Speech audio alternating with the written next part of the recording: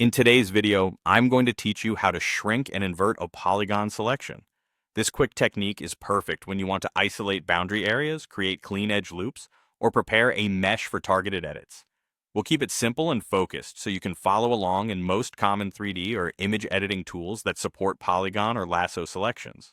Start by selecting one polygon.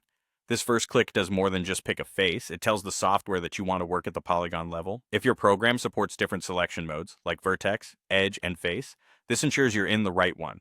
You'll see the polygon highlight, confirming it's active and ready. Next, press Ctrl+A to select all. This expands your selection from that single polygon to every polygon in the object or layer you're working on. Selecting everything sets a clear boundary for the next command.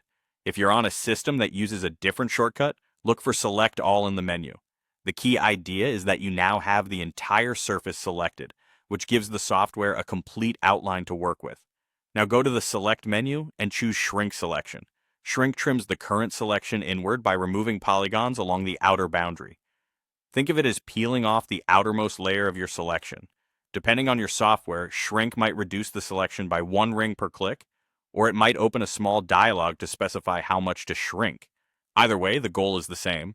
Pull the selection inward so the edges you don't want are excluded and the interior remains highlighted.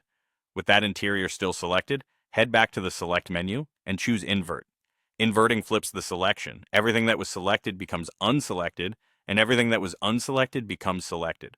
Since you just shrank the selection inward, inverting now captures the opposite area, typically the border or outer ring that you trimmed away a moment ago.